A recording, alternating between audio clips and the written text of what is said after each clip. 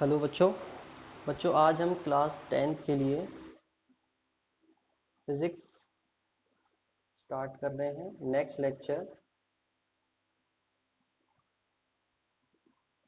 हमारा जो class 10th का है वो मैग्नेटिज्म चैप्टर चल रहा था। इस चैप्टर का ये लास्ट टॉपिक है, लास्ट आपका लेक्चर है इस चैप्टर के लिए, पार्ट 7। क्योंकि ये काफ़ी लेंदी होता चला जा रहा है इसलिए आज हम इसको कंप्लीट करेंगे। तो आज का टॉपिक है हमारा इलेक्ट्रोमैग्नेटिक इंडक्शन।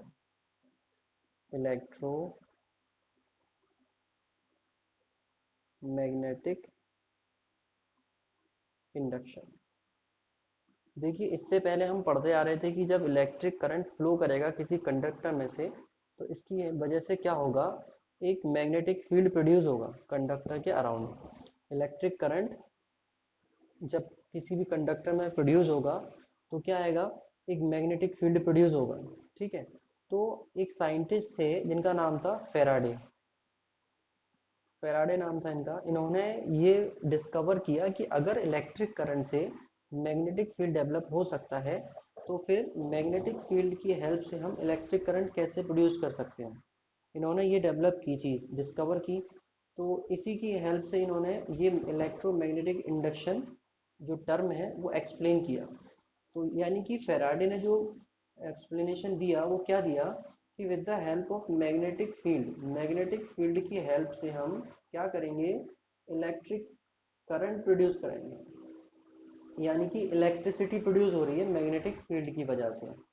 तो अकॉर्डिंग टू द फेराडे के अकॉर्डिंग जो इलेक्ट्रोमैग्नेटिक इंडक्शन है वो क्या होता है, इलेक्ट्रोमैग्नेटिक इंडक्शन, ईएमआई। ठीक है, शॉर्ट में लिख दिया मैंने इसका। अकॉर्डिंग टू फेराडे क्या है ये electromagnetic induction, whenever, proper इसकी डेफिनेशन आपको नोट कर लेनी है अपने नोट्स में। Whenever there is change in magnetic lines, ये जो मैग्नेटिक फील्ड लाइंस होती हैं उनकी बात हो रही है, magnetic lines of force associated with conductor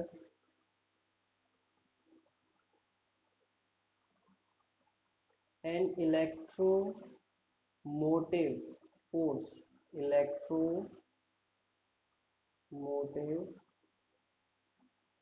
force क्या होगा, एक इलेक्ट्रोमोटिव फोर्स प्रोड्यूस होगा, इज सेटअप। इलेक्ट्रोमोटिव फोर्स को ईएमएफ शॉर्ट फॉर्म में भी बोलते हैं, याद रखिएगा। Electromotive force setup at the ends of conductor,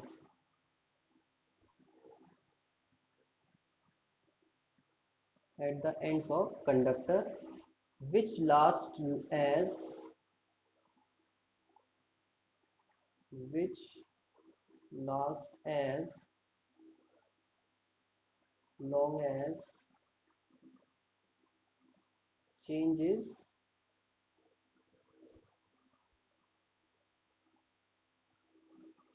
taking place. This phenomena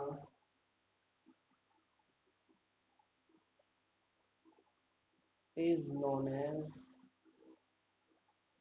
electromagnetic induction.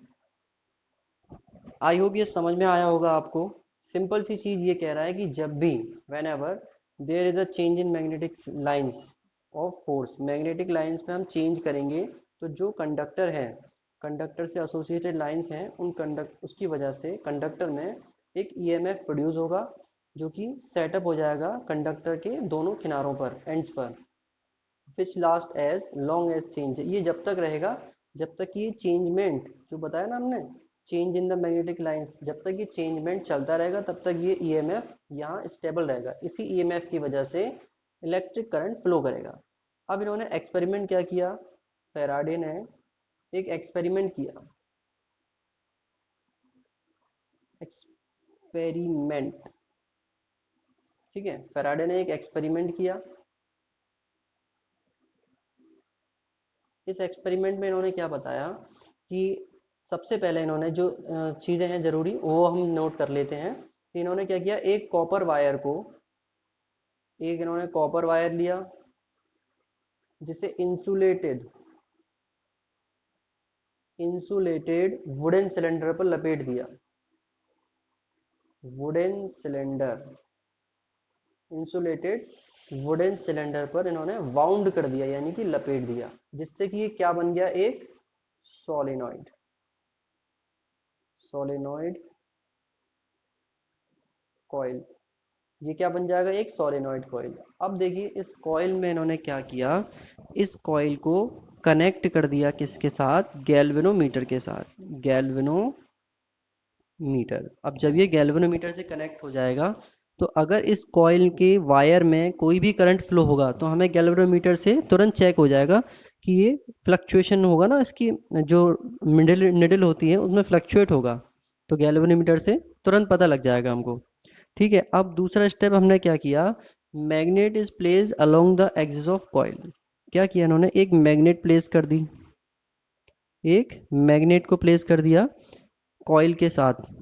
Coil के जैसे कि अब मैं बताऊं आपको, पहला केस इसमें क्या है, केस 1 की बात करें अगर, तो इन्होंने एक इस तरह से बनाया है।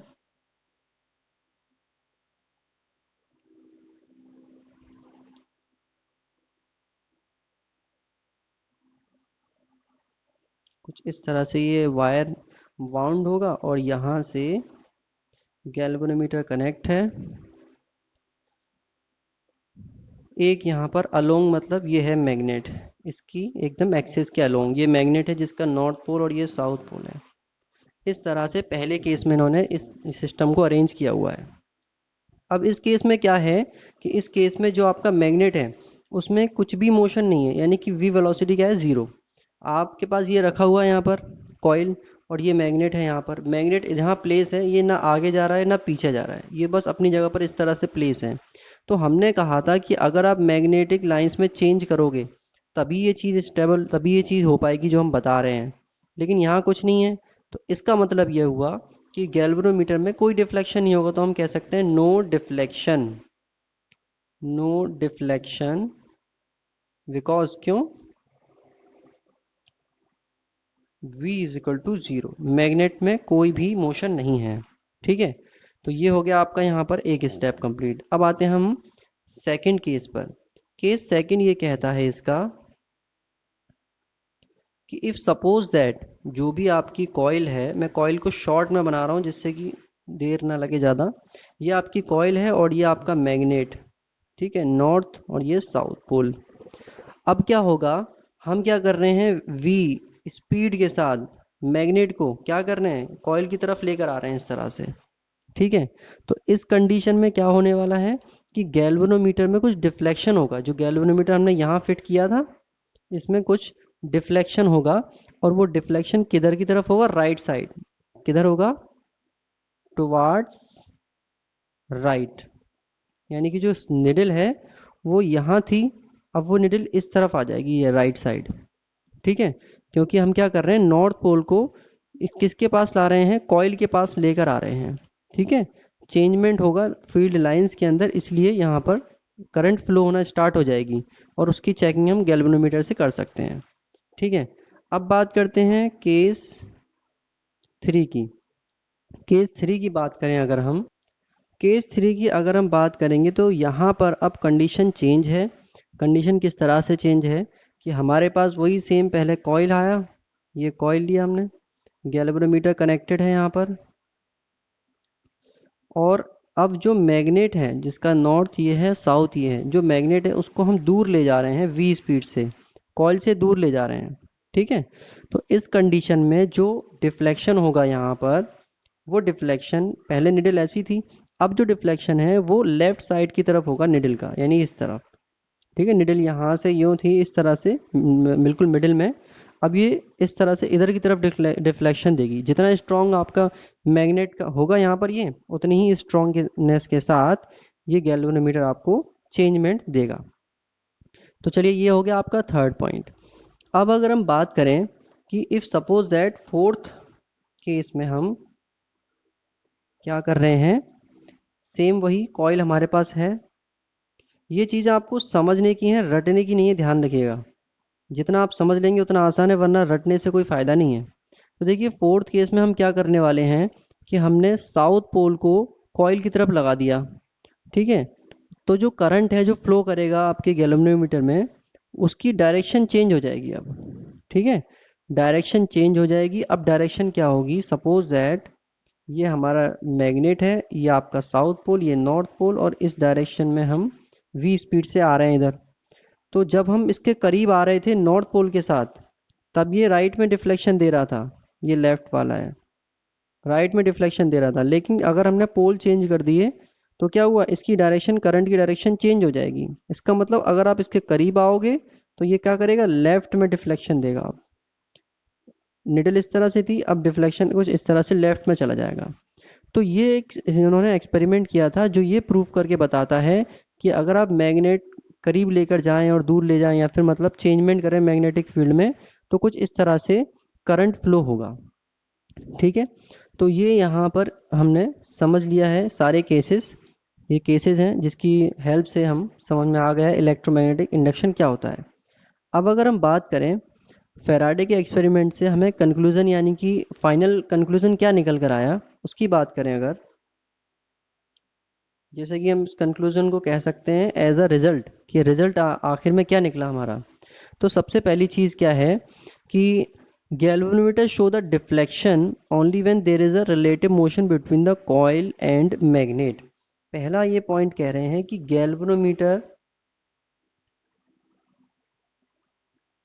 गैल्वेनोमीटर सिर्फ डिफ्लेक्शन वही शो करेगा, तभी शो करेगा जब मोशन होगी। कहाँ पर, motion between magnet and coil. Coil और मैग्नेट के बीच में जब मोशन होगी तभी ये क्या है, गैल्वेनोमीटर डिफ्लेक्शन शो करेगा, वरना नहीं करेगा। गैल्वेनोमीटर तभी डिफ्लेक्शन शो करेगा जब मोशन होगी। पहला कंक्लूजन ये रहा। दूसरा कंक्लूजन कहता है direction of deflection is reversed if direction of motion is reversed. क्या कह रहे हैं, अगर आप डायरेक्शन ऑफ मोशन को क्या कर रहे हैं, रिवर्स कर रहे हैं, तो डायरेक्शन ऑफ डिफ्लेक्शन भी क्या हो जाएगी, डिफ्लेक्शन भी रिवर्स हो जाएगा। सिंपल चीज़ है, हमने यही करके दिखाया था। आपने क्या करा, डायरेक्शन चेंज कर दी मोशन की। देखिए ये मोशन की डायरेक्शन चेंज हुई थी, पहले करीब आ रहे थे अब दूर जा रहे हैं। तो क्या हुआ था, डिफ्लेक्शन भी चेंज हो गया था, पहले राइट की साइड दिखा रहा था अब लेफ्ट की साइड दिखाने लगा। ये हो गया आपका सेकंड कंक्लूजन। थर्ड वाला ये कहता है value of current in coil is increased.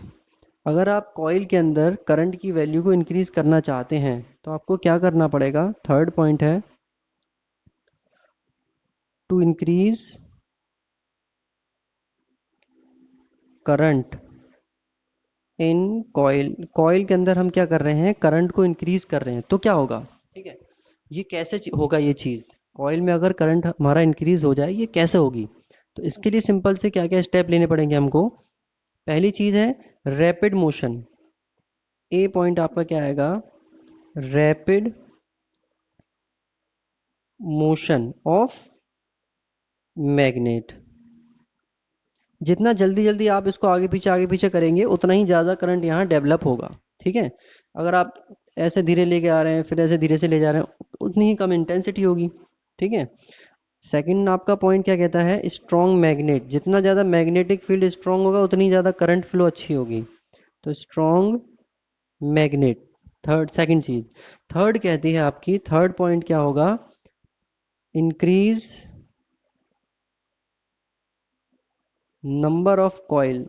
जितने ज़्यादा कॉइल होंगे, ये जो सर्कल होते हैं ना ये वाले, जितने ज़्यादा कॉइल होंगे उतना ज़्यादा करंट फ्लो करेगा अच्छे से, ठीक है। ये सिंपल सा एक्सप्लेनेशन और कंक्लूजन था आपका किसका, इलेक्ट्रोमैग्नेटिक इंडक्शन। आई होप ये आपको समझ में आ गया होगा। इस बेस पर फेराडे ने दो लॉ दिए थे, ठीक है। फैराडे ने दो लॉ दिए थे, उन दो लॉ को हम स्टडी कर लेते हैं। वो दो लॉ क्या थे? देखिए, फैराडे के जो दो लॉ हैं related to the electromagnetic induction, ये बहुत इंपॉर्टेंट टॉपिक है। फैराडेज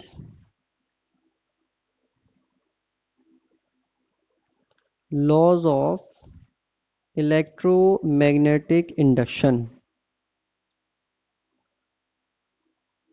तो पहला लॉ क्या कहता है? पहला लॉ कहता है यहाँ पर, फैराडे का जो पहला लॉ है वो फ्लक्स से रिलेटेड है, ठीक है। इसका स्टेटमेंट सिंपल ये है, whenever there is change in magnetic flux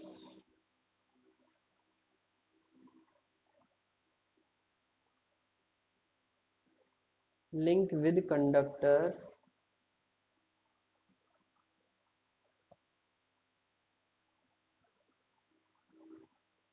and EMF is induced। ये पहली लाइन है, अभी इसको समझ लेते हैं। whenever there is a change in magnetic flux linked with the conductor and EMF is induced। अगर कंडक्टर के साथ जो मैग्नेटिक फ्लक्स लिंक है उसमें कुछ भी चेंज आता है तो क्या होगा? ईएमएफ एक इंड्यूस हो जाएगा, एक ईएमएफ इंड्यूस्ड होगा, यानी कि एक ईएमएफ कंडक्टर में स्टार्ट हो जाएगा फ्लो करना, यानी करंट फ्लो स्टार्ट हो जाएगा, ठीक है। EMF induced. अब आता है induced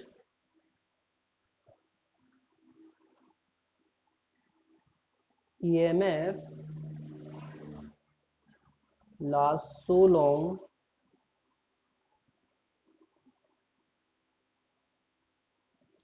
as there is change in magnetic flux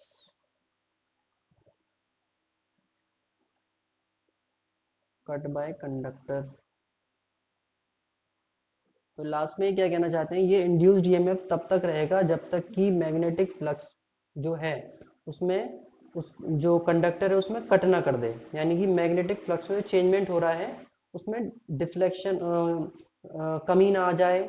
वो चलता रहेगा जब तक मैग्नेटिक फ्लक्स इसमें, तब तक ये जो ईएमएफ है वो इंड्यूस होता रहेगा, ठीक है। अब अगर हम बात करें सेकंड, देखिए फर्स्ट लॉ में आपको एक बार और एक्सप्लेन कर दूं क्या कहना चाह रहा है कि जब भी मैग्नेटिक फ्लक्स, जो कि मैग्नेटिक फ्लक्स में अगर चेंज होगा, ठीक है, जो कि कंडक्टर से रिलेटेड है मैग्नेटिक फ्लक्स, तब एक ईएमएफ इंड्यूस्ड हो जाएगा कंडक्टर में। और ये ईएमएफ तब तक रहेगा जब तक कि मैग्नेटिक फ्लक्स में कोई कट नहीं हो रहा, यानी मैग्नेटिक फ्लक्स का फ्लो रुक नहीं रहा है, तब तक ये रहेगा आपका ईएमएफ, ठीक है। यहाँ तक ये सिंपल फर्स्ट लॉ था। सेकंड लॉ की अगर हम बात करें, यहाँ पर फैराडे का सेकंड लॉ क्या कहता है?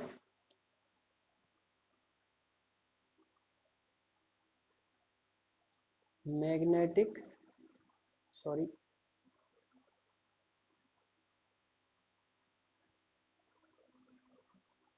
magnitude of EMF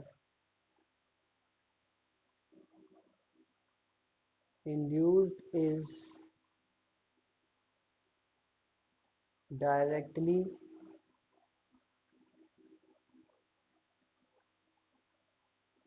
proportional to rate of change of magnetic flux cut by conductor, ठीक है। ये फर्स्ट लाइन है इस लॉ की। सिंपल ये कहना चाह रहे हैं, ईएमएफ का जो भी मैग्नीट्यूड है, अगर वो मैग्नीट्यूड क्या कर रहा है, डायरेक्टली प्रोपोर्शनल है किसके? मैग्नेट वो rate of change of magnetic flux की। जितना भी मैग्नेटिक फ्लक्स की रेट पे चेंज हो रहा है वो किसके प्रोपोर्शनल होगा? ईएमएफ इंड्यूस्ड के। अगर इसे हम स्टेटमेंट को हम देखें तो एक और स्टेटमेंट इससे बन सकता है कि जब तक आपका मैग्नेटिक फ्लक्स जो है उसमें चेंज होता रहेगा। जब तक ये होता रहेगा तब तक आपका क्या है, ईएमएफ इंड्यूस्ड होता रहेगा, ये ईएमएफ भी चलता रहेगा। ठीक है। अब अगर ये चीज़ खत्म हो गई तो ये क्या होगा, ये अगर आपने बंद कर दिया मैग्नेटिक फ्लक्स में चेंज, तो फिर ये ईएमएफ नहीं आएगा, ये ईएमएफ आपको नहीं मिलेगा, यानी कि करंट फ्लो नहीं होगा।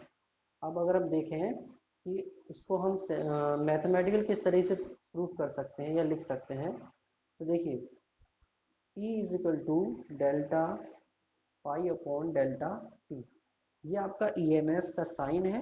ठीक है। और ये आपका फ्लक्स है, फ्लक्स के रेट में चेंज आपका टाइम से नोट किया जा रहा है। ईएमएफ जो हमने इंड्यूस किया है उसका अगर आप यूनिट चेक करना चाहें तो यूनिट क्या होगा, सिंपली पाई अपॉन टी।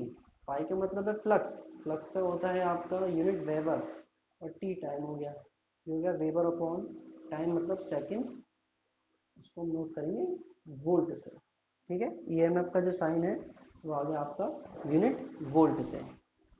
अब अगर हम बात करें जो ईएमएफ प्रोड्यूस होता है किसी भी कॉइल में, उसके रिगार्डिंग अगर हम चेक करना चाहें इसकी डायरेक्शन क्या होगी, तो उस डायरेक्शन हम दो लॉ के हेल्प से यूज कर सकते हैं या फिर फाइंड आउट कर सकते हैं, जिसमें आपका पहला लॉ है फ्लेमिंग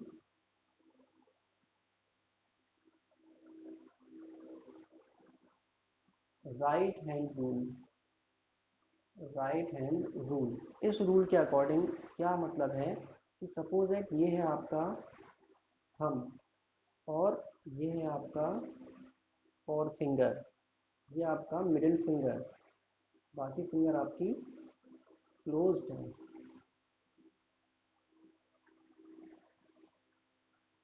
ठीक है। तो इसका मतलब क्या है, अगर जो मोशन है वो, ये मोशन किसकी मोशन है, ये मोशन है आपकी मैग्नेट की मोशन जो है। ठीक है। ये मोशन अगर आपकी थंब के डायरेक्शन में हो रही है, ठीक है, तो जो आपकी फोर फिंगर है उसकी डायरेक्शन में क्या होगा हमारा मैग्नेटिक फील्ड, और जो आपकी मिडिल फिंगर है उसकी डायरेक्शन होगी इंड्यूस्ड करंट की, इंड्यूस्ड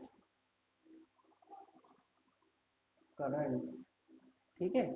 ये है सिंपल तरीका। तो ये आपको समझ में आया होगा, बहुत ही सिंपल है, कुछ भी नहीं है इसमें ऐसा। आप अपने खुद के हाथ से चेक कर सकते हो कुछ इस तरह से कि ये आपका आपका हैंड है, अगर आपका जो थंब है वो किस डायरेक्शन में है, मोशन की डायरेक्शन में। ठीक है। जो आपकी मोशन किसकी है, ये मोशन मैग्नेट की मोशन, तो मैग्नेटिक फील्ड इस डायरेक्शन में होगा और इंड्यूस्ड करंट इस डायरेक्शन में होगी। ठीक है। सिंपल सा लॉ है, इसमें कुछ भी ऐसा टफ नहीं है। इसकी आप जो लैंग्वेज है वो आप अपनी किताब वगैरह से नोट कर लीजिएगा, मैंने सिर्फ आपको इसको एक्सप्लेन कर दिया है। चलिए अगला लॉ क्या है इसका, अगला लॉ है इसमें लेंस लॉ। ये थोड़ा सा कॉम्प्लिकेटेड है लेंस लॉ। इस लॉ के स्टेटमेंट के अकॉर्डिंग देखिए, इस लॉ का स्टेटमेंट कहता है the direction of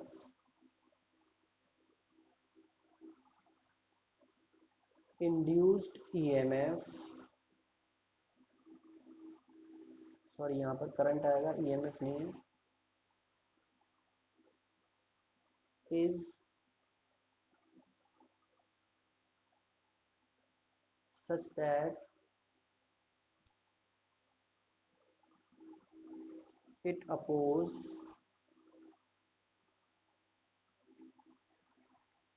the cause due to which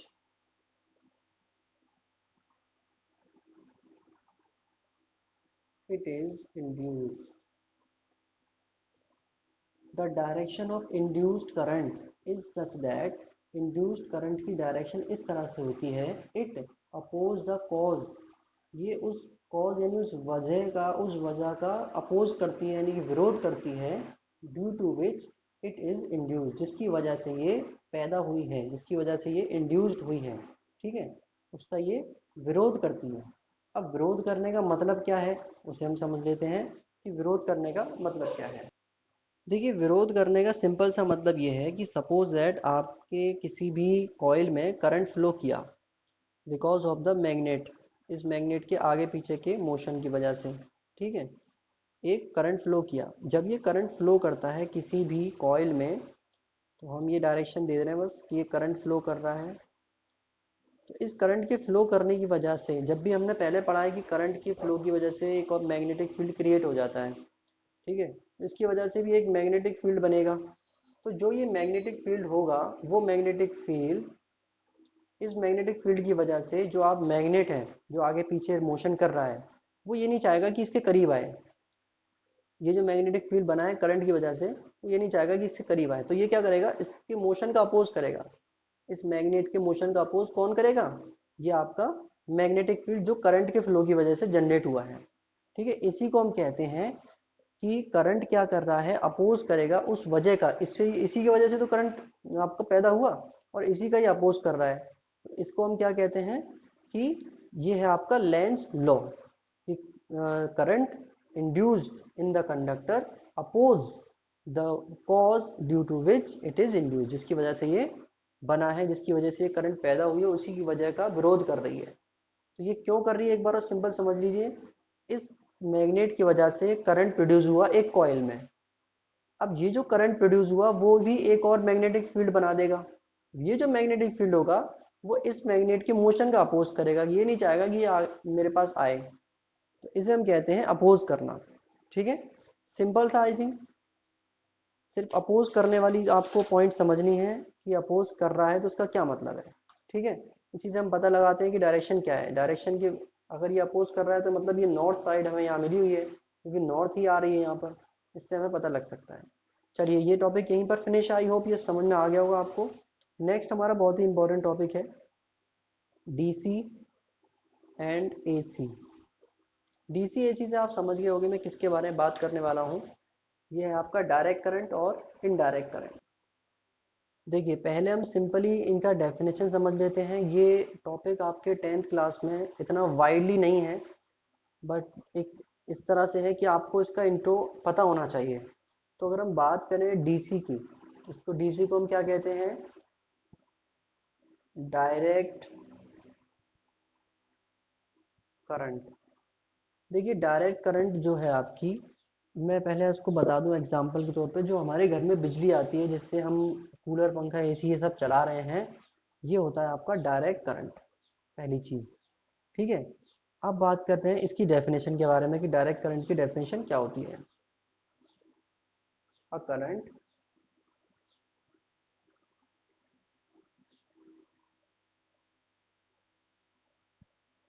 which does not change with respect to time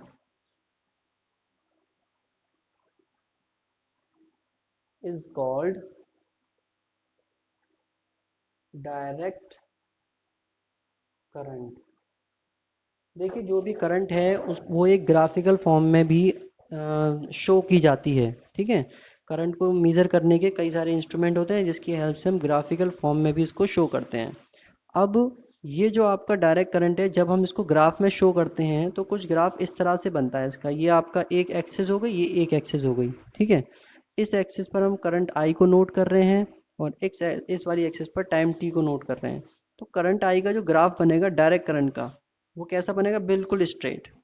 बिल्कुल स्ट्रेट, यानी कुछ भी फ्लक्चुएशन नहीं है, बिल्कुल सीधा ग्राफ जा रहा है, एकदम कांस्टेंट, कुछ भी फ्लक्चुएशन नहीं है, ऊपर नीचे कुछ आ रहा हो। ठीक है, तो इसे हम कहते हैं सिंपल डायरेक्ट करंट। अब अगर हम बात करें एसी करंट की, यानी कि alternating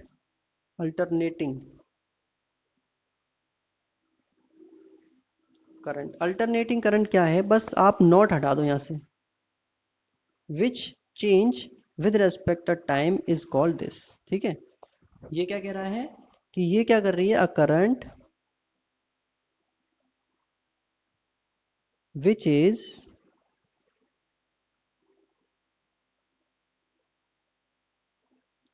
changes with respect to time is called alternating current। अब ये कौन सी करंट है, ये वो करंट है जो आपको, जो आपकी देखा होगा आपने बैटरीज होती हैं घर पे, वहाँ स्टोर होती है, ठीक है। और जैसे कि आप समझ लो एसी करंट हम बात करें कि आपके सेल आते हैं, सेल आप लगाते हैं बैटरी के तौर पे, तो उससे जो करंट आप प्रोड्यूस करते हैं, उससे जो करंट लेते हैं वो अल्टरनेट करंट होती है, ठीक है, वो डायरेक्ट नहीं आती। अब अगर हम बात करें कि इनका ग्राफ कैसा बनता है, तो ग्राफ तो सिंपल, ये इसका वही चीज़, यहाँ करंट शो कर रहे हैं, यहाँ टाइम शो कर रहे हैं, इसका ग्राफ में एक फ्लक्चुएशन रहता है। फ्लक्चुएशन मीन्स ये इस तरह से, ठीक है। तो ये क्या है, एक टाइम पर इलेक्ट्रिसिटी आ रही है, फिर एक टाइम पर डाउनवर्ड हो गई, तो प्लस माइनस ये चलता रहता है, ठीक है। तो ये हो गया आपका अल्टरनेट करंट। अब अल्टरनेट करंट और डायरेक्ट करंट में कुछ डिफरेंसेस हैं, और इन दोनों के एक दूसरे से कुछ फ़ायदे और नुकसान भी हैं, तो वो हम डिस्कस कर लेते हैं। ये बहुत इंपॉर्टेंट टॉपिक है, 10th क्लास में ये पूछा जाता है, आइंदा के लिए पूछा जाएगा ये टॉपिक, बोर्ड के अकॉर्डिंग बहुत इंपॉर्टेंट है। तो अगर हम डिफरेंस की बात करें तो हम यहाँ नोट कर लेते हैं डीसी एसी, या आप इसे नोट कर लेना प्रॉपरली, कोई भी इसमें ढील ना चले, दिक्कत होगी वरना आगे समझने में। तो पहला पॉइंट क्या है डिफरेंस का, पहला पॉइंट सिंपल, इसकी डेफिनेशन आ जाएगी। डेफिनेशन क्या कहती है, not change, not change with respect to the time. और यहाँ क्या कहती है, change with respect to the time, time के अकॉर्डिंग ये चेंज होती है। अब दूसरा क्या है कि ये जो करंट है आपकी डायरेक्ट करंट हार्मफुल होती है। डायरेक्ट करंट कैसी है, हार्मफुल। और इनडायरेक्ट मतलब अल्टरनेट करंट जो है आपकी, वो, सॉरी ये थोड़ा गलत हो गया, ये आपकी लेस हार्मफुल होती है, और ये है आपकी हार्मफुल, ठीक है। नेक्स्ट आता है आपका जो इसका ग्राफ है, ग्राफ इस तरह से बन रहा था आई और टी, सेम यहाँ इसका ग्राफ क्या बन रहा था, ये आई है और ये कुछ इस तरह से ये टी, ठीक है, ग्राफ में आ गया डिफरेंस। दूसरी चीज़ है आपकी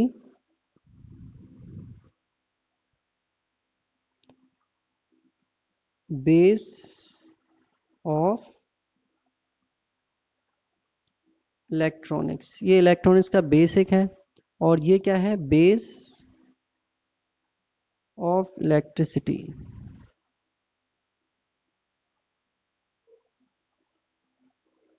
ठीक है। कुछ इस तरह से इसमें डिफरेंसेस हैं। तो ये बहुत इंपॉर्टेंट डिफरेंसेस हैं, आप इसको प्रॉपरली स्टडी कर लीजिएगा, जिससे कि कोई भी आगे दिक्कत ना हो आपने। ये डिफरेंसेस हो गए इनके, और इसमें ज़्यादा डीपली चीज़ है नहीं 10th क्लास में, ठीक है। 10th क्लास में एसीडीसी में ज़्यादा डीपली कुछ है नहीं इतना ख़ास। तो अगला हम टॉपिक देख लेते हैं अब। चलिए नेक्स्ट टॉपिक अब हमारा बहुत ही इंटरेस्टिंग है, जो है आपका ट्रांसफॉर्मर।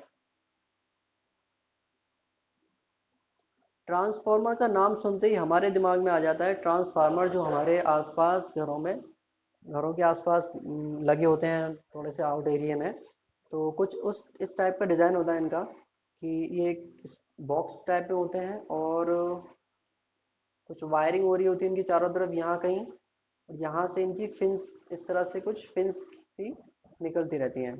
तो कुछ इस टाइप का डिज़ाइन होता है, प्रॉपर डिज़ाइन समझ में नहीं आ रहा है इसमें। तो देखिए अब हम समझ लेते हैं ट्रांसफार्मर का काम क्या है।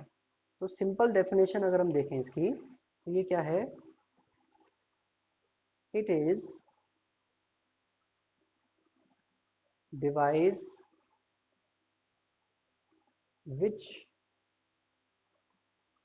raises or lowers the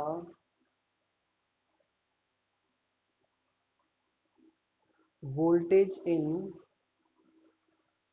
AC circuit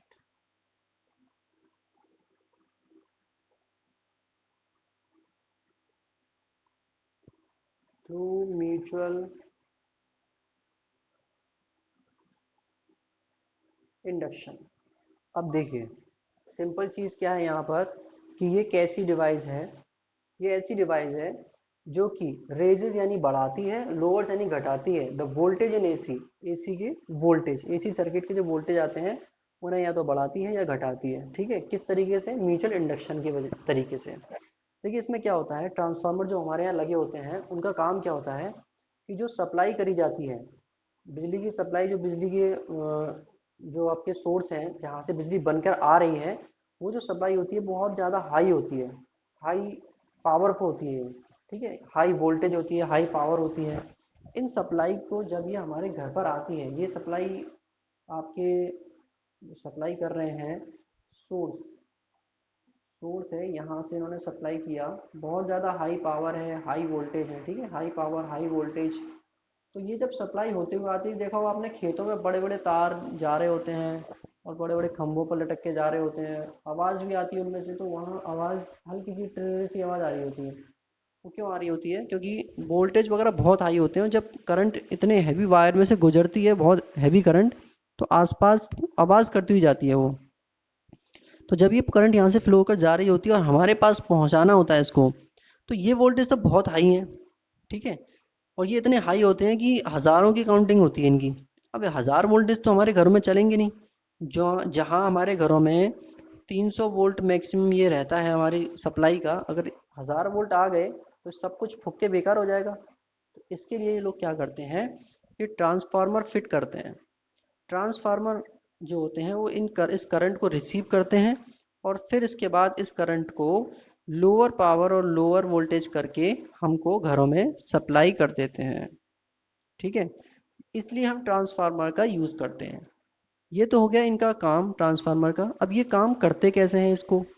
इस काम को करने के लिए इनमें क्या होता है, दो कॉइल यूज़ होते हैं यहाँ पर। एक का नाम होता है यहाँ पर प्राइमरी कॉइल,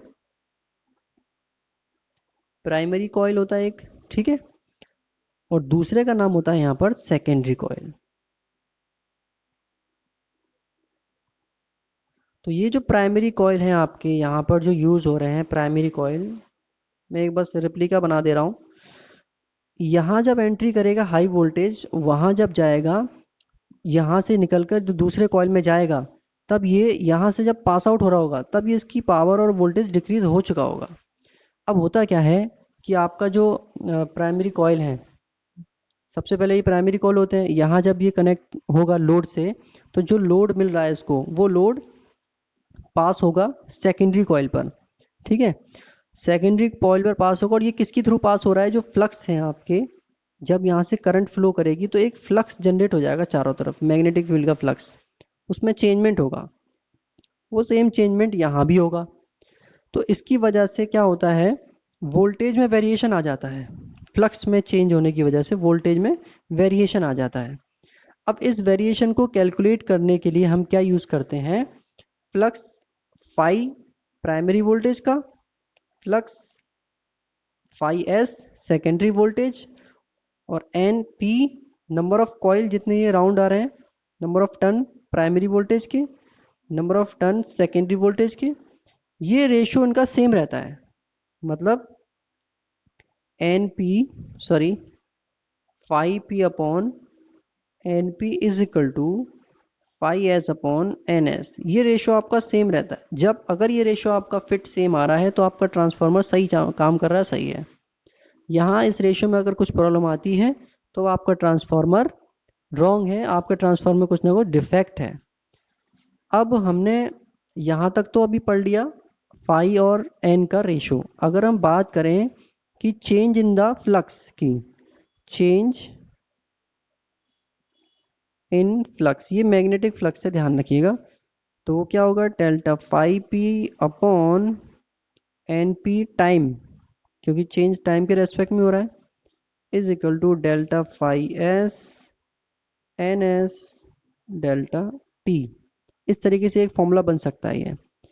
अब आते हैं हम इसके बाद कि इसकी हेल्प से हम, देखिए अभी हमने पढ़ा था इलेक्ट्रोमैग्नेटिक फोर्स ईएमएफ। ठीक है, तो ये क्या होता है EMF? Delta phi upon delta t, ये होता है, हमें पता है।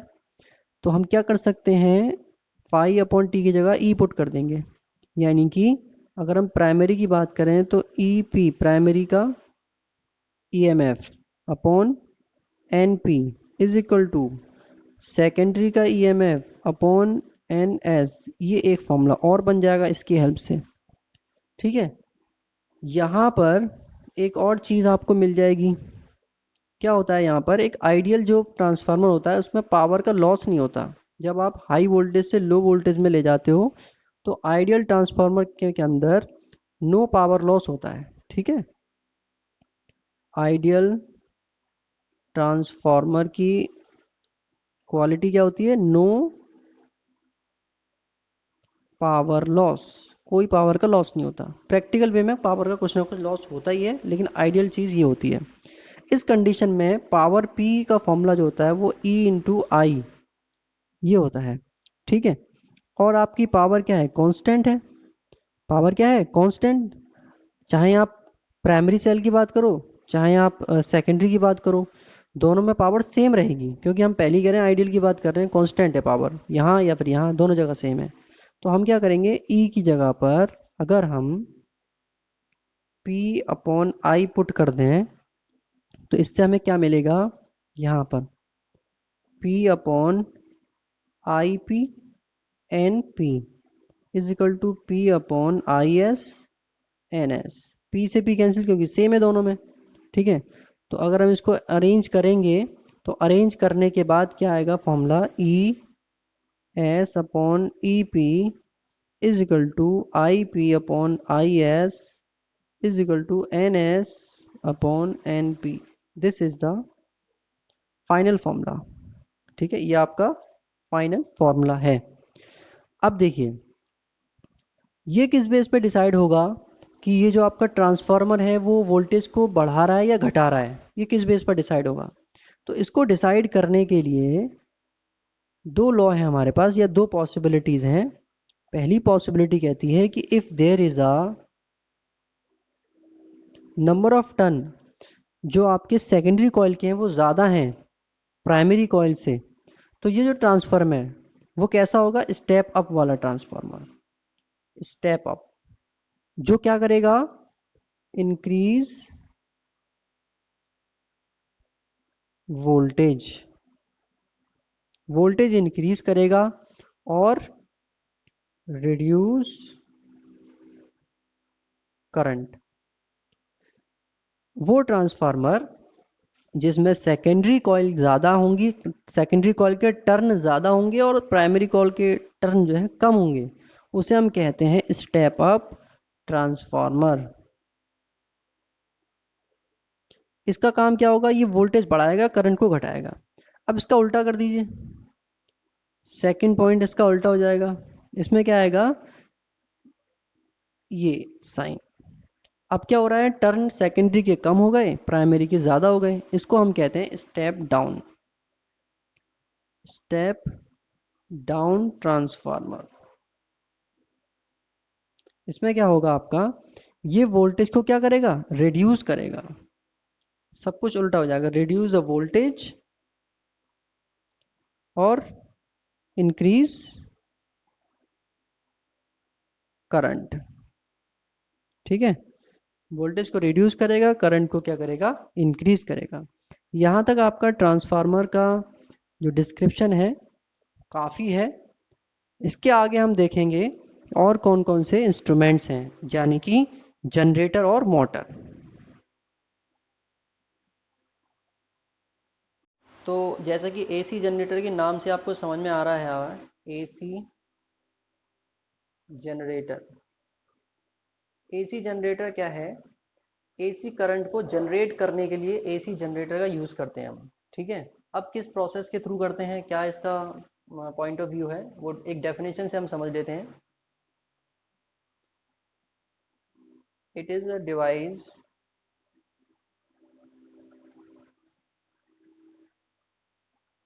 which convert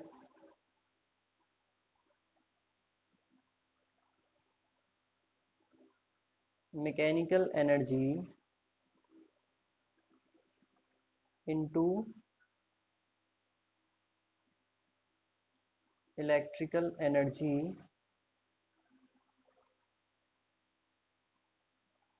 using principle of electromagnetic induction, ये आपकी सिंपल सी डेफिनेशन है एसी जनरेटर की कि एसी जनरेटर किस पॉइंट पर काम करता है। एसी जनरेटर क्या है? सिंपली ये एक ऐसा डिवाइस है जो कि मैकेनिकल एनर्जी को इलेक्ट्रिकल एनर्जी में कन्वर्ट करता है with the help of the principle of electromagnetic induction. Electromagnetic induction में हमने पढ़ा था कि अगर हम मैग्नेट को कॉइल के पास ले जाएं या दूर ले जाएं तो इसके मूवमेंट की वजह से क्या होता है, करंट जनरेट होती है, यानी कि इलेक्ट्रिसिटी जनरेट होती है। ठीक है, ये मूवमेंट की वजह से। अब ये जो मूवमेंट है अगर आप अपने हाथ से करोगे तो वो इतना फास्टली नहीं हो पाएगा, और हम पहले पढ़ चुके हैं कंक्लूजन में कि जितना तेज मूवमेंट होगा उतना ही ज़्यादा करंट यानी आई फ्लो होगा। तो उस ज़्यादा मूवमेंट तेज करने के लिए हम ये इस सारी प्रोसेस का या इस डिवाइस का यूज़ करते हैं। अब पहले हम समझ लेते हैं कि इसके पार्ट कौन कौन से हैं। ठीक है, तो इसके पार्ट की अगर हम बात करें तो एक जरा इंट्रोडक्शन ले लेते हैं इसका, छोटा सा एक इंट्रोडक्शन क्या है इसमें, इसी से रिलेटेड एक इंट्रोडक्शन है जो काफ़ी हेल्पफुल रहेगा आपके लिए। क्या कह रहे हैं ये? When a coil is rotated, when coil is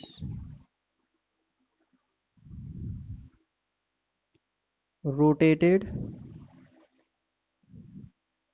in magnetic field,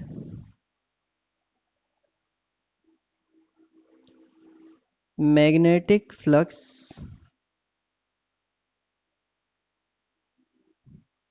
linked with it changes, and therefore an AC, sorry alternating EMF बोलेंगे इसको हम, alternating EMF is induced in coil. ठीक है, अल्टरनेटिंग ईएमएफ क्या होगा आपका? इंड्यूस्ड हो जाएगा। अब इसको एक बार समझ लीजिए, when coil is rotated in magnetic field, किसी मैग्नेटिक फील्ड में अगर कॉइल रोटेट होगा तो मैग्नेटिक फ्लक्स जो लिंक है इस फील्ड के साथ वो चेंज होगा, और इसकी वजह से एक अल्टरनेटिंग ईएमएफ प्रोड्यूस होगा उस कॉइल के अंदर। ठीक है, यही आपकी इलेक्ट्रिक करंट होगी। अब इसके कंस्ट्रक्शन की बात करें, अगर हम कंस्ट्रक्शन की बात करें तो इसमें जो पार्ट्स होते हैं वो हैं आपका ये असल में थ्योरेटिकल टॉपिक है, तो मैं इसकी पूरी थ्योरी नोट नहीं कराऊंगा, सिर्फ मैं एक्सप्लेन कर दूंगा डायग्राम के अकॉर्डिंग। आपको जो थ्योरी अगर एक्यूरेटली देखनी है तो आप बुक से देख सकते हैं, मैं सिर्फ एक्सप्लेन कर दूंगा पॉइंट वाइज। कोई दिक्कत हो तो आप पूछ सकते हैं। कंस्ट्रक्शन में पहली चीज़ आती है आपकी फील्ड मैग्नेट।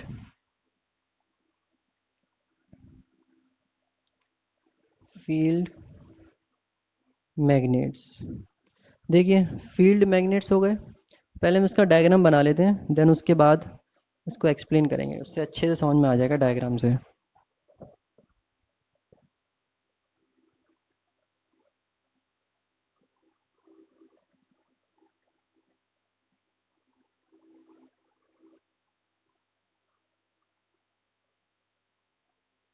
तो जैसा कि डायग्राम में आपको क्लियरली शो हो रहा है यहाँ पर, डायग्राम में सिंपली क्या है, देखो आपको शो हो रहा होगा इधर कि एक आपकी शाफ्ट है।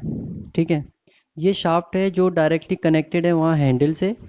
ठीक है, और उसके बाद आपके एक फील्ड मैग्नेट है। फील्ड मैग्नेट में क्या है आपका, फील्ड मैग्नेट का काम क्या है, ये एक ऐसे हॉर्स मैग्नेट हैं जो परमानेंट मैग्नेट होते हैं, जिनकी हेल्प से आप क्या करते हैं, इलेक्ट्रोमैग्नेट इस टाइप के होते हैं ये कि इसमें बहुत पावर होती है मैग्नेटिक फील्ड के अकॉर्डिंग। अब देखिए ये तो हो गए आपके फील्ड मैग्नेट। अब आता है नेक्स्ट आपका आर्मेचर। देखिए आर्मेचर क्या है यहाँ पर, आर्मेचर का काम क्या होता है, ये है आपका सॉफ्ट आयरन का कोर है, जिस जिस पर आपकी ABCD कॉइल इस पर जैसे हम कहेंगे वाउंड होती है। ठीक है, बहुत सारे टर्न्स होते हैं इसमें, ABCD कॉइल जो आपको दिख रही होगी यहाँ पर। अब आता है कि ये आर्मेचर का जो वर्क है वो क्या है, ये रोटेशन करेगा। इसके रोटेशन की हेल्प से ही मैग्नेटिक फील्ड जो आपका बना हुआ है यहाँ पर, वो मैग्नेटिक फील्ड आपका जो बना है उसकी वजह से यहाँ करंट स्टार्ट हो जाएगा फ्लो होना, कॉइल के अंदर करंट फ्लो स्टार्ट हो जाएगा। अब आती है नेक्स्ट थिंग आपकी आर्मेचर के बाद है स्लिप रिंग्स। स्लिप रिंग्स का काम क्या है? स्लिप रिंग जो होती हैं वो आर्मेचर के किनारे पर या फिर एंड्स पर लगी होती हैं। देखो आपको शो हो रही होगी वहाँ पर स्लिप रिंग। और ये जो है coaxial metallic slip ring S1 S2 है, जो कि रोटेट करती है कॉइल के साथ। ठीक है, स्लिप रिंग के बाद आपको दिख रहा होगा एक यहाँ ब्रशेस लगी हुई हैं, कार्बन ब्रश। कार्बन ब्रश का काम क्या होता है? इस कार्बन ब्रश से ही आपकी जो AC है वो कलेक्ट होती है। ठीक है, जो करंट आपकी प्रोड्यूस होती है वो कार्बन ब्रश से होती हुई आती है और वो फिर कलेक्ट होकर यानी कि एक जगह जैसे कहें जमा हो जाती है। फिर यहाँ से हम इसको ले लेते हैं AC को। तो कार्बन ब्रश B1 B2 आपको शो हो रही होगी यहाँ पर। और ये जो ब्रश हैं वो स्लिप रिंग S1 S2 को प्रेस करते हुए लगी होती हैं, यानी कि ये दबा रही होती हैं S1 S2 को। बट ये रोटेट नहीं करती हैं कॉइल के साथ, ये ध्यान रखिएगा, कॉइल के साथ रोटेट नहीं करती हैं। अब आ जाते हैं कि AC जनरेटर की वर्किंग क्या है। देखिए वर्किंग बहुत सिंपल है। वर्किंग में क्या होता है, यहाँ देख रहे हैं आप ABCD, ये कॉइल के हैं, पूरे कंप्लीट कॉइल है आपका। हमने एक कॉइल लिया है सिर्फ एज्यूम करने के लिए। कई सारे कॉइल लेते तो समझ में नहीं आता, तो एज्यूम करने के लिए एक कॉइल ABCD लिया हुआ है। इस कॉइल में क्या हो रहा है, पहले स्टेप में ये कॉइल AB जो है वो डाउनवर्ड मूव करेगा। AB कहाँ जाएगा? डाउनवर्ड मूव करेगा। और CD अपवर्ड मूव करेगा ऊपर की तरफ। ठीक है, तो ये जो रोटेशन होगा इनका वो होगा एंटी क्लॉकवाइज। तो जो AB है आपका वो एन जो पोल है इसके जो लाइन है मैग्नेटिक फील्ड लाइन इसको कट करेगा। ठीक है, और CD ऊपर जाएगा तो ये S पोल की लाइन को कट करता हुआ जाएगा। ठीक है, पहली चीज। अब क्या होता है, इसकी वजह से आपके साइड AB और DC कॉइल में इंड्यूस्ड होने लगेगा आपका करंट।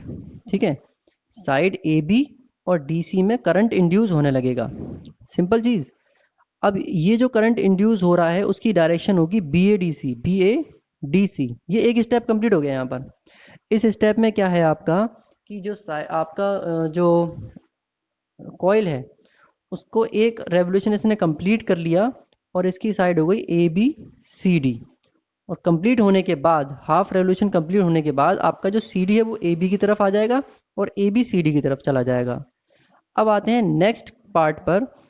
हाफ रेवोल्यूशन कंप्लीट होने के बाद अभी हमने बताया आपको कि CD AB की तरफ चला जाएगा और AB CD वाली जगह पर चला जाएगा। अब ये फिर से एक और रेवोल्यूशन स्टार्ट करेंगे।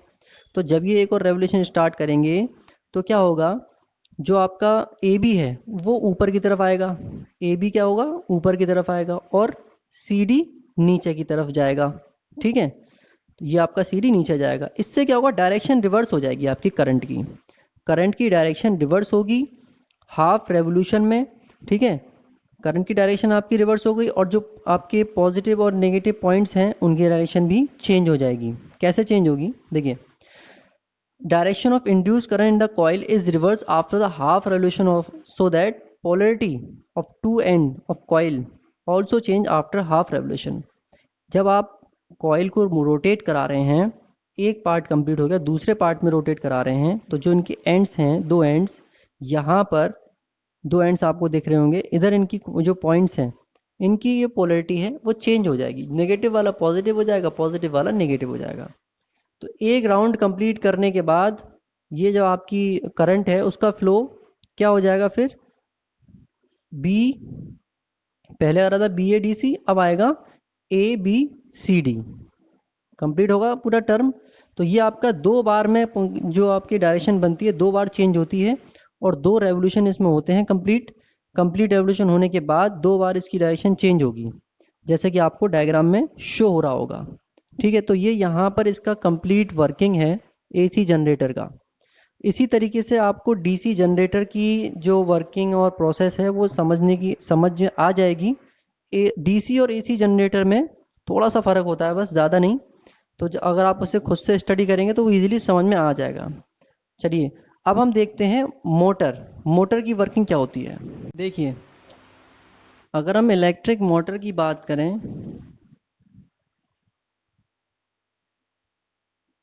इलेक्ट्रिक मोटर में क्या होता है, अभी इससे पहले जो हम जनरेटर की बात कर रहे थे, AC DC जनरेटर थे, उसमें क्या कर रहे थे, हम करंट प्रोड्यूस कर रहे थे। अब इलेक्ट्रिक मोटर में क्या होता है, करंट की हेल्प से हम क्या करेंगे, एक मैकेनिकल इफेक्ट प्रोड्यूस करेंगे। मतलब सिंपल ये है इसमें कि इलेक्ट्रिक एनर्जी कन्वर्ट हो जाएगी मैकेनिकल एनर्जी में।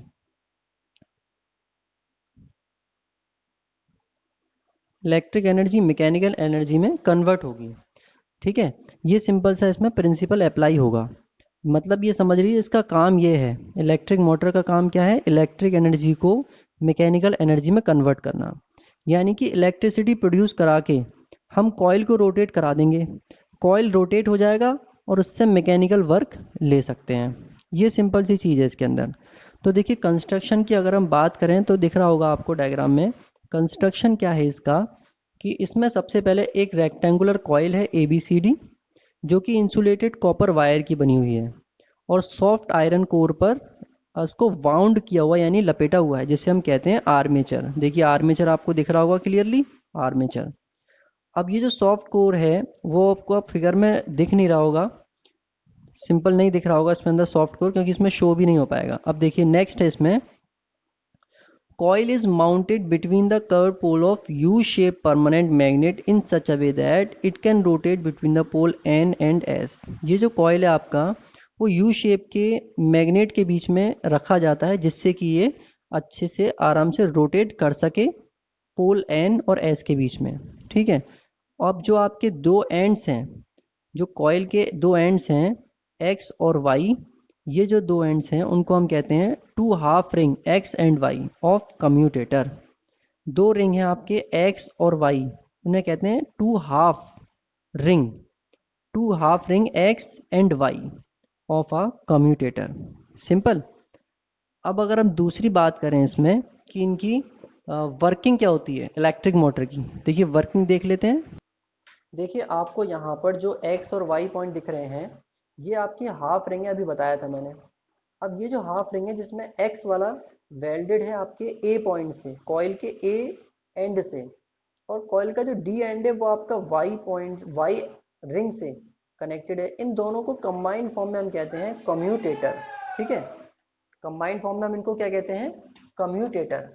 अब इन कम्यूटेटर का जो काम है वो क्या होता है कि जो डायरेक्शन ऑफ करंट है, जो फ्लो कर रही है करंट कॉइल के अंदर, उस करंट की डायरेक्शन को रिवर्स करना, ये काम है आपका किसका, कम्यूटेटर का।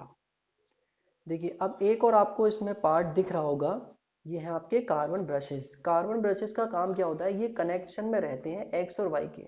भले ही एक्स और वाई मूवमेंट करते हैं साथ में कॉइल के साथ में, बट ये जो आपके कार्बन ब्रश पी क्यू हैं दोनों कनेक्शन में रहते हैं एक्स वाई के। अब होता क्या है, हम बैटरी को डायरेक्ट कनेक्ट नहीं कर सकते ये रिंग से, तो इसके लिए हम ब्रश का यूज़ करते हैं कि हम जो वायर्स हैं बैटरी के उन्हें पहले ब्रश से कनेक्ट करेंगे, वो ब्रश फिर आपके रिंग से कनेक्ट हो जाएंगे, तो इलेक्ट्रिसिटी फ्लो करने लगेगी। इलेक्ट्रिसिटी फ्लो कर रही है तो इसकी वजह से मैग्नेटिक फील्ड में एक टॉर्क क्रिएट हो जाएगा, जिससे कि आपकी जो कॉइल है वो एंटी क्लॉकवाइज रोटेट करेगी, और ये रोटेशन होगा डायरेक्शन ऑफ करंट के बेस पर। ठीक है, इस रोटेशन को हम कहते हैं सिंपली, इसकी हेल्प से क्या होगा, जो आपकी मोटर है वो इलेक्ट्रिक एनर्जी को मैकेनिकल एनर्जी में कन्वर्ट कर देगी। तो ये सिंपल सा इंट्रोडक्शन था इलेक्ट्रिक मोटर का। बहुत सारा डिस्क्रिप्शन है, एक एक पॉइंट का डिस्क्रिप्शन पॉसिबल नहीं है यहाँ पे, तो आप जब स्टडी करोगे बुक से तब आपको एक एक चीज़ क्लियर हो जाएगी। अच्छा, ये मोटर का यूज़ हम मोस्टली कहाँ करते हैं, मोटर का यूज़ मोस्टली वॉशिंग मशीन में, रेफ्रिजरेटर में, मिक्सर में, ग्राइंडर में, यहाँ मोटर का यूज़ होता है। फैंस वगैरह होते हैं, यहाँ मोटर का यूज़ होता है। आप इलेक्ट्रिसिटी फ्लो कराते हो और वहाँ पर एक मैग्नेटिक फील्ड जनरेट हो जाता है, उस मैग्नेटिक फील्ड की हेल्प से ये जो है रोटेशन स्टार्ट हो जाता है किसी भी मोटर का। तो ये सिंपल सा इंट्रोडक्शन था आपके लिए मोटर का। आई होप ये वीडियो आपको पसंद आया होगा। तो इसमें ज़्यादा न्यूमेरिकल पार्ट्स तो है नहीं, और जितने भी थे हमने प्रीवियसली करा दिए हैं। तो अभी और आपको कोई भी इशू हो न्यूमेरिकल में तो आप पूछ सकते हैं। यहाँ ये चैप्टर आपका फिनिश है, और इस चैप्टर में आगे जो थोड़े बहुत क्वेश्चन हैं उन क्वेश्चंस को हम क्लासेस स्टार्ट होने पर कंप्लीट कर लेंगे। तो आई होप ये वीडियो आपको पसंद आया होगा, स्टडी में आपको इन्जॉयमेंट आया होगा। अभी जैसी स्टडी चल रही है उसके अकॉर्डिंग हम लोग को ये फोकस करना है कि ज़्यादा से ज़्यादा हम लोग अपनी नॉलेज गेन कर सकें, खुद के सेल्फ एफर्ट से, क्योंकि ये पॉसिबल नहीं है कि वन ऑन वन क्वेश्चन किया जा सके, पॉसिबल नहीं है कि आप क्वेश्चन करें मैं डायरेक्ट जल्दी से आंसर दे दूं। तो इसलिए मैं ये आपसे रिक्वेस्ट करूंगा कि आप अपनी सेल्फ स्टडी से ज़्यादा नॉलेज गेन करें, जिससे कि कोई भी डाउट हो वो क्लियर हो जाए। तो चलिए मिलते हैं अगले लेक्चर में, तब तक के लिए stay home, stay safe, have a nice day.